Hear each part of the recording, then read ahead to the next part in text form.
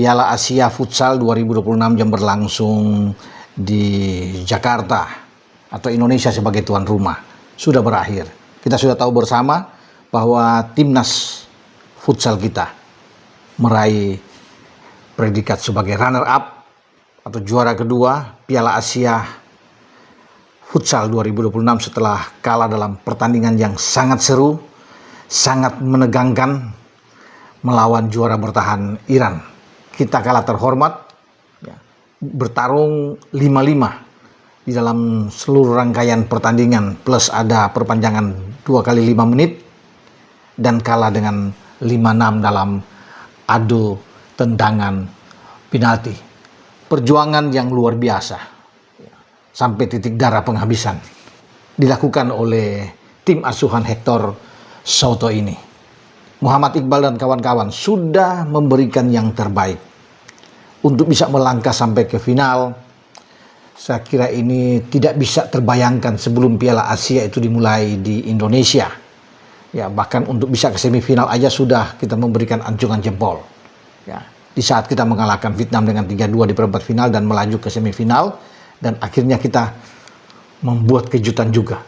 Ya, ledakan yang luar biasa di Indonesia Arena dengan mengalahkan Jepang, tim yang kuat, satu-satunya negara yang sudah bisa bersaing dengan Iran, karena baru Jepang dengan 4 kali juara, Iran itu dengan semalam sudah 14 kali juara. Tidak ada negara lain. Hampir saja Indonesia yang menjadi negara ketiga yang menjadi juara di Piala Asia. Tapi sayang kita tidak bisa mendapatkan itu, namun tetap pujian, apresiasi yang luar biasa harus diberikan kepada Samuel Eko dan kawan-kawan. Walaupun Piala Asia sudah berakhir, tapi ada banyak catatan meninggalkan ya untuk kesan bagi timnas kita. Selain perjuangan yang luar biasa, fantastis yang diberikan oleh timnas futsal kita sepanjang Piala Asia, penjaga gawang Ahmad Habibi menjadi penjaga gawang terbaik. Itu menjadi catatan manis tentunya di Piala Asia kali ini, dan wajar saya pikir Muhammad Habibi banyak melakukan save, penyelamatan yang gemilang, termasuk dalam 2 pertandingan terakhir melawan Jepang di semifinal dan melawan Iran di babak final.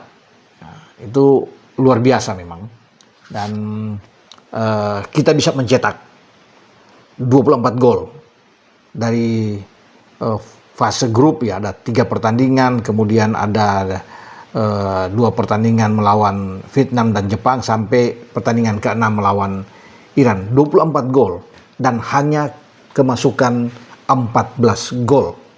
Ya, ini suatu catatan juga yang manis buat Indonesia, dan Iran tidak pernah mendapatkan perlawanan sengit sampai ke babak adu penalti di sebuah pertandingan yang menguras tenaga, ya, di pagelaran Piala Asia.